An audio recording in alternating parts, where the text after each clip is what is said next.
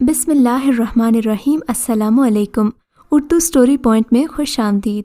Viewers, Urdu story point میں آج آپ ایک اور سچی کہانی ملاحظہ فرمائیں گے، لیکن کہانی شروع کرنے سے پہلے آپ سے درخواست ہے کہ سبسکرائب کا بٹن دبا کر اردو سٹوری پوائنٹ کے ساتھ جڑ جائیے اور ہماری ویڈیو سب سے پہلے دیکھنے کے لیے بیل آئیکن کو ضرور کلک کیجیے۔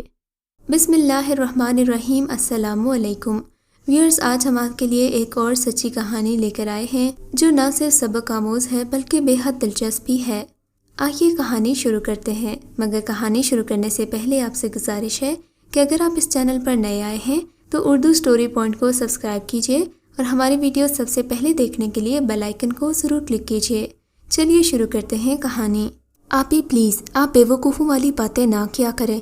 نیاز بھائی آپ کو بہت چاہتے ہیں اور اس میں کوئی شک نہیں، انہوں نے آپ کا بہت خیال بھی رکھا ہے، آئمہ نے شفق آپی کو سمجھاتے ہوئے کہا، جو کہ اپنے شوہر کی خامیاں بیٹھے بٹھائے گنوا رہی تھی۔ آئمہ اور شفق دو بہنیں تھیں۔ سلیم صاحب ایک شریف اور عزت دار شخص تھے، جبکہ ان کے برعکس ان کی بیوی زاہدہ بیگم ایک خودسر اور چڑچڑی خاتون تھیں، اور شفق انہی کا پرتو تھی، جبکہ آئمہ اپنے باپ پر گئی تھی۔ بہت سمجھدار اور سلجھی ہوئی لڑکی تھی۔ آئمہ کا کولیگ، جو کہ اس کا دوست بھی تھا، انصار خان، اسے اپنے بڑے بھائی نیاز کے لیے لڑکی کی تلاش تھی۔ آئمہ کو دیکھتے ہی اس نے آئمہ کی بڑی بہن کے لیے نیاز کا کہا۔ نیاز ایک اچھی فرم میں انجینئر کے عہدے پر فائز تھا، مگر انصار کا گھرانہ زیادہ پڑھا لکھا نہیں تھا۔ والد کے انتقال کے بعد انصار کی والدہ نے بہت محنت سے اپنے تینوں بچوں کو پالا تھا۔ بیٹوں میں زیادہ انصار، بچے تو ان کے تینوں ہی فرما بردار تھے۔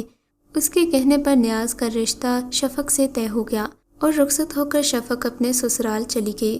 شروع میں تو بہت اچھا تھا، مگر پھر آہستہ آہستہ شفق اپنی طبیعت کے مطابق رہنے لگی۔ ہر وقت کمرے میں سوتے رہنا، ساس کو اگنور کرنا، کام میں سارا سے بحث رکھنا۔ اگر نیاز اسے گھر والوں کا خیال رکھنے کا کہتا تو وہ چڑچڑی ہو جاتی اور بحث بڑھتی۔ پھر وہ بحث آہستہ آہستہ چھوٹے موٹے جھگڑوں کا روپ دھارنے لگی۔ حالانکہ زکیدہ بیگم ایک سمجھدار اور صابر عورت تھیں، انہیں شفق سے بس یہ شکایت تھی کہ ہمیں چھوڑ کر بس اپنے شوہر کا خیال رکھے، اس کو خوش رکھے اور اس کی ضروریات اور خواہشات کا احترام کرے۔ جھگڑوں کی نوبت یہاں تک آ پہنچی کہ شفق اپنے گھر آ کر بیٹھ گئی۔ آئمہ کو بہن کی نیچر کا اندازہ تھا اور وہ انصار کے گھرانے کو بھی اچھی طرح جانتی تھی، مگر ادھر صورتحال مختلف تھی۔ ماں اپنی بیٹی کو سمجھانے کی بجائے اسے اور بڑھاوا دیتی تھی، جس سے اسلم صاحب کو غصہ آتا تھا کہ تم اپنی بیٹی کی تربیت کرنے کے بجائے اسے اور زیادہ اکسا رہی ہو تاکہ یہ پہلے سے بھی زیادہ خودسر اور بدتمیز ہو جائے۔ مگر بیگم صاحبہ کا کہنا تھا کہ شفق وہاں دب کر نہیں، سر چڑھ کر رہے گی۔ نیاز نے بہت کوشش کی کہ اسے گھر لے آئے، بہت فون کیے اور ایک دو دفعہ تو اسے لینے بھی آئے، مگر بیگم صاحبہ نے انہیں شفق سے ملنے نہ دیا اور ایک نیا مطالبہ رکھ دیا کہ اسے الگ گھر میں لے کر رکھو۔ یہ مطالبہ نیاز کے بس میں نہیں تھا۔ آخرکار وہ بھی مرد تھا، اسے بھی انا آ گئی اور اس نے کہا کہ اگر یہ گھر بسانا چاہتی ہے تو اسی گھر میں آئے، ورنہ ساری زندگی بیٹھی رہے۔ اب صورتحال دن بدن بگڑتی جا رہی تھی۔ آخر انصار نے ہی آئمہ سے رابطہ کیا، ہم ہی کوئی حل نکال لیتے ہیں تاکہ دونوں گھرانے اجڑنے سے بچ جائیں۔ آئمہ بخوشی راضی ہو گئی۔ پھر دونوں نے ایک کافی شاپ میں ملنے کا پروگرام بنایا۔ کافی شاپ میں بیٹھ کر آخر آئمہ اور انصار نے ایک حل نکال ہی لیا۔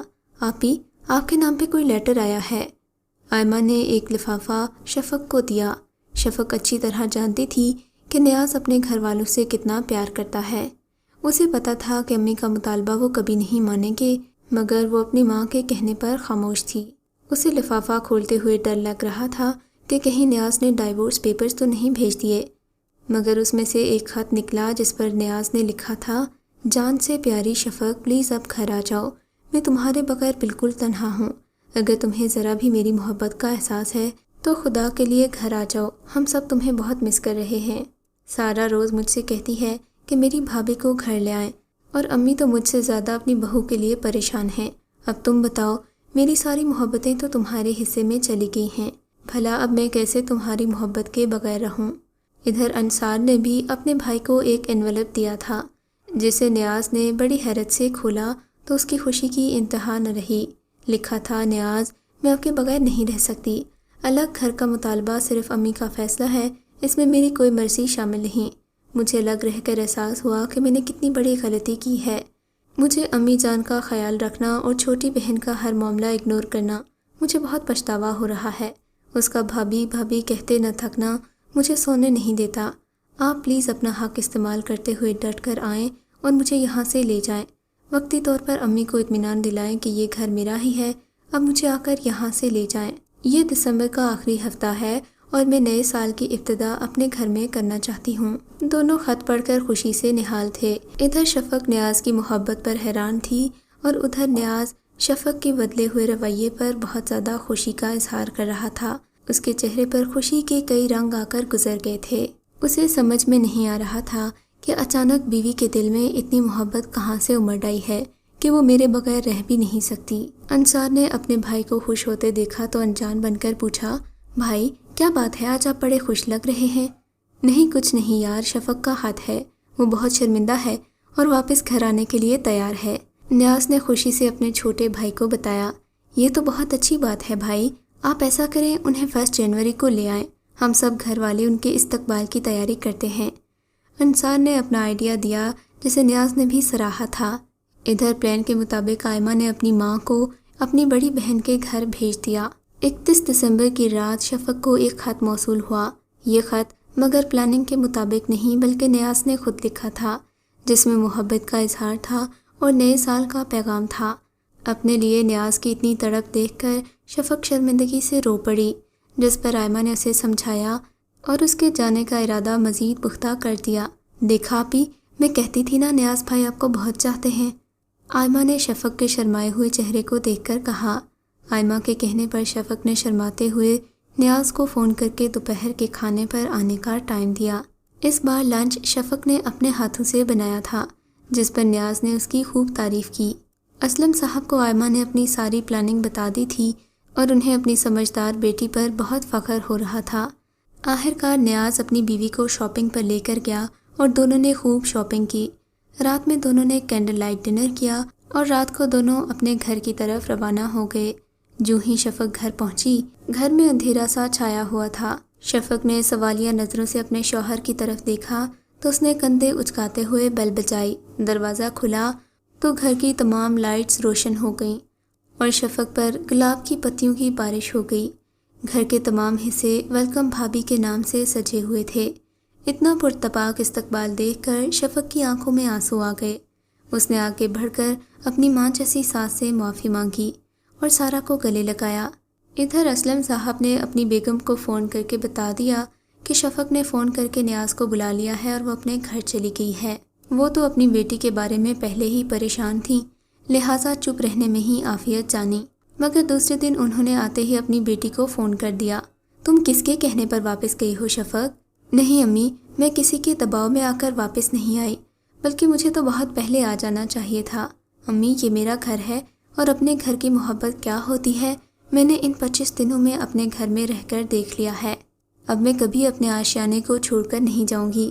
بیگم صاحبہ حیران تھی کہ ان کی لاؤبالی بیٹی کو ہو کیا ہے۔ پہلے جو اپنی ساس کو بڑھیا کہتی تھی، آج ماما کہتے نہیں تھکتی تھی۔ کسی کو نہیں معلوم تھا کہ یہ کارنامہ کس کا ہے۔ کچھ دن گزرے تو بات آئی گئی ہو گئی۔ دونوں طرف انصار اور آئمہ نے وہ خط جلا دیے تھے جو انہوں نے مصلحتاً لکھے تھے۔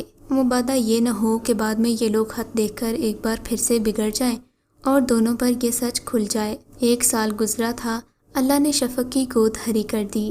دونوں خوشی سے پھولے نہیں سماتے تھے، ہر طرف خوشیوں کا سما تھا۔ نیاز کی ماں نے جب دیکھا کہ بہو اتنی اچھی ہو گئی ہے تو اپنے دوسرے بیٹے انصار کے لیے بھی آئمہ کا رشتہ مانگ لیا۔ کچھ ہی دنوں میں منگنی ہوئی اور پھر 1 سال بعد شادی ہو گئی۔ شادی کے بعد بھی آئمہ نے اسی طرح اپنی بہن کا خیال رکھا جیسے وہ پہلے اپنی سمجھداری سے اس کی زندگی کے مسائل حل کرتی آئی تھی۔ بڑی بہن نے جب اپنی چھوٹی بہن کو اتنا سمجھدار پایا تو اسے خود پر شرمندگی ہوئی، مگر اب وہ بہت بدل چکی تھی، اپنے بڑے ہونے کا فرض اچھی طرح نبھا رہی تھی۔ کبھی کبھی انا انسان کے رشتوں کو ختم کر دیتی ہے۔ اگر تھوڑی دیر کے لیے انا کو ایک سائڈ پر رکھ دیا جائے تو نفرتیں محبتوں میں بدل جائیں، مگر ہم میں سے بہت کم لوگ ایسے ہیں جو ایسا کر پاتے ہیں۔ اگر اگلا ناراض ہو تو دوسرے کو منانا چاہیے، نہ کہ وہ خود بھی ناراض ہو کر بیٹھ جائے۔ روٹنا منانا ہی تو رشتوں کی خوبصورتی ہوتی ہے، اسے بوجھ نہیں سمجھنا چاہیے۔ اللہ سب کی بیٹیوں کو سمجھداری سے گھر بسانے کی توفیق دے اور سب کی بیٹیوں کے نصیب اچھے کرے، آمین۔ اگر آپ کو یہ کہانی اچھی لگی ہے تو اس ویڈیو کو لائک کیجیے اور کامنٹ سیکشن میں اپنی رائے کا اظہار ضرور کیجیے۔ آپ کے خیال میں رشتوں میں انا کو لانا چاہیے یا پھر درگزر کر کے معاف کر دینا چاہیے؟ اپنی رائے کا اظہار کامنٹ سیکشن میں ضرور کیجیے۔ اگر آپ کو یہ کہانی اچھی لگی ہے تو اس ویڈیو کو ضرور لائک کیجیے اور کامنٹ سیکشن میں اپنی رائے کا اظہار ضرور کریں۔ اس طرح کی مزید کہانیاں سننے کے لیے اردو سٹوری پوائنٹ کو سبسکرائب کریں۔